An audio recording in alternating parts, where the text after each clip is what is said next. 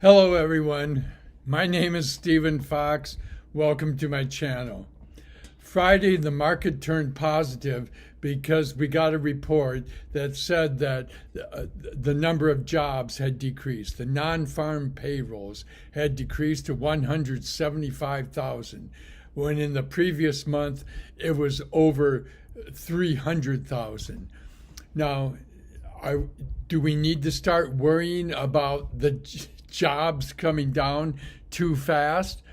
I don't think so. I think this is nothing but positive, and the reason it came down was because the government has stopped hiring people. They apparently have a hiring freeze of some kind, and that's what accounted for most of the drop. So you notice that the non-farm payrolls is 175,000, and it was consensus estimate that it would be 243,000 when the previous was 315,000.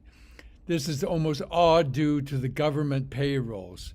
If you come down to the government payrolls, they apparently have a hiring freeze of some kind because it came down from 72,000 to 8,000. Okay, if you add 66,000 to the non-farm payrolls, it comes to 241,000, which was the consensus estimate. So basically, it came in at the consensus estimate. Now, the government putting on the freeze more or less raised the unemployment rate to 3.9%. But I think this is all due to that government payrolls being reduced from 72,000 to 8,000. As can be seen from the chart, the NASDAQ took off on Friday after the labor news, and it went up over 700 points to over 16,000. So this was very good news. I immediately jumped into TQQQ and made good money. I also am thinking more long term. The triple leverage funds, they're for short term pops, and I could see it was going to pop. So that's what I did on Friday. But I'm easing into, and I started investing into my 6 investments that I think are all just great investments. First of all, of course, will be Nvidia, the leader of artificial intelligence. And then Microsoft, which is sort of a large oil tanker that's going to keep steaming forward with artificial intelligence with their 49% stake in OpenAI. And then, of course, we got Google, which had just a magnificent report. It's part of the Magnificent Seven. Most of these are part of the Magnificent Seven. Amazon Web Services, which accounts for most of its income, they reported excellent results, an A+ report. Yeah, you couldn't really ask for much more. And Vertiv Holdings, which does electrical equipment for data centers, and they had excellent earnings also. In addition to this, and I consider these to be sort of value stocks in a way. I mean, they're high growth stocks, but they're really value stocks in a way because they are so safe in my mind. When they're reporting wildly good earnings like this, and it's amazing that the stock market hasn't recognized this really, and they really just started to recognize it on Friday. But I'm also adding Berkshire Hathaway, which is another giant, which is another large cap stock, which has a low price to earnings, and they have a $200 billion cash reserve, or at least it's going to be $200 billion by the end of the second quarter when you account their dividends and interest. So these are excellent stocks. I don't think there's much risk involved, at least for now, unless something appears on the horizon. And I intend to be more longer term with these. I'm dying to grab some stocks and be able to hold them for a couple months at least, preferably a couple years. This is what we all want. And this market has been so crazily up and down since the health problems mountains that is almost unbelievable. The opportunity with Nvidia is tremendous. You know, I used to think they were making semiconductor chips that supplemented data centers. And now I realize that they are making semiconductor, I will call them configurations, that replace data centers or that become data centers in and of themselves. Looking at a picture of a sample configuration here, let's say something like this is maybe 6 feet by 6 feet. It doesn't even look that big, but let's just say that for example purposes. It will cost approximately $250,000, okay? The data center that this replaces is a building full of computers, such that the cables to those computers cost more than $250,000.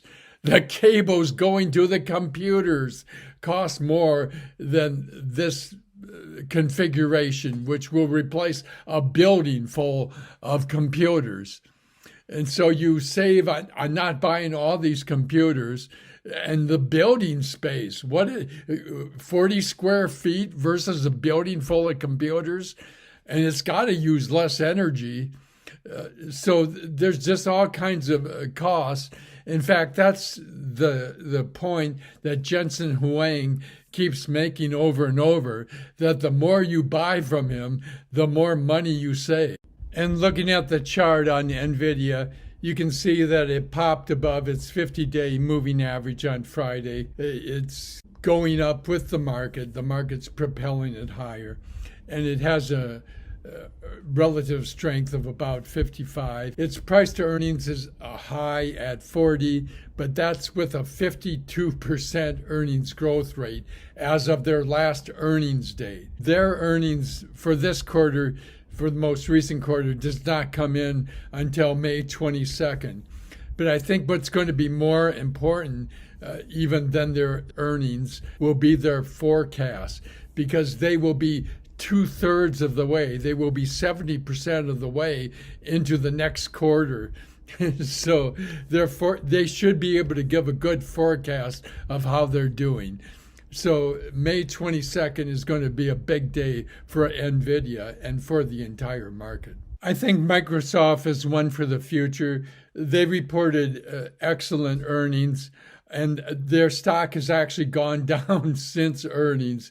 I think analysts were hoping or expecting more with their purchase of OpenAI, which is already starting to be profitable, but I think is going to keep them well ahead in the artificial intelligence realm. I think this is one for the future. I think this is one that if you buy now, you're going to be very happy in a year or two. Microsoft's price to earnings is 34, which is okay for a large technology company. And looking at the chart, you can see that Microsoft went up on Friday, but it's still below its 50-day moving average, and it only has relative strength of about 48. Which, again, we expect more from this stock. I think it's going to be a little while, but I don't think it's going to be that long, as artificial intelligence appears to be moving very quickly. And then we have amazing Amazon, which again had an A+ earnings report and was not given enough credit. And it just kind of has stayed in slow motion, but it's gradually starting to take off. And it's selling Nvidia chips through its Amazon Web Services, which artificial intelligence is helping to sell, including they sell their own chips, which are not quite up to Nvidia standards, but they're for the more cost-conscious consumer. And looking at the 1-month chart on Amazon, you can see that it too popped up on Friday above its 50-day moving average, and it has a price to earnings of about 45 and an earnings growth rate of about 37%, which is wonderful. I think I'm very bullish about Amazon, maybe the most bullish of all these stocks, with the exception of Nvidia. We just have to see what Nvidia reports on May 22nd. But Amazon, it has a relative strength of 58. These stocks haven't been given the credit for their great earnings reports and outlook. So we will see this stock, I think, magnify quite a bit in the coming months. Then Alphabet, which is Google, symbol GOOGL. It's, of course, a giant in artificial intelligence.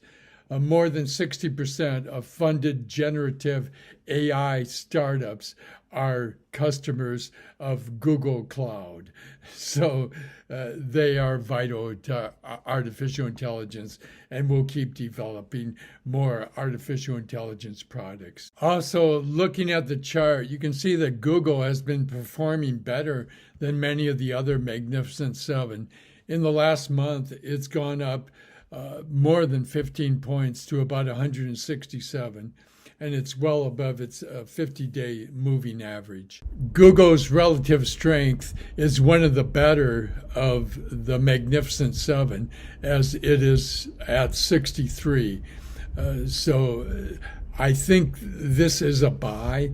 Its price to earnings is about 23, which is low for a major technology stock, and its earnings growth rate is a good 19%. Vertiv Holdings, symbol VRT, is the only non-mega cap stock that I'm investing in right now, and I'm very bullish on this stock, as it provides electrical, mostly cooling equipment to data centers.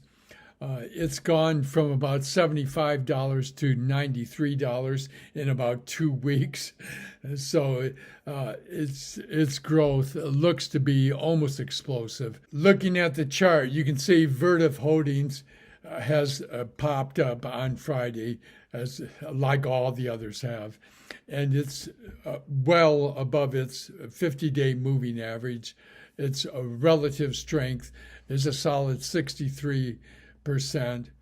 Its earnings growth rate is a little high at 40%, but it has a wonderful earnings growth rate of almost 40%. It's like 39%. Berkshire Hathaway, Warren Buffett's company, is a conservative way to deal with this perilous stock market that we're dealing with, where it's trying to decide whether it's going to break upwards or downwards.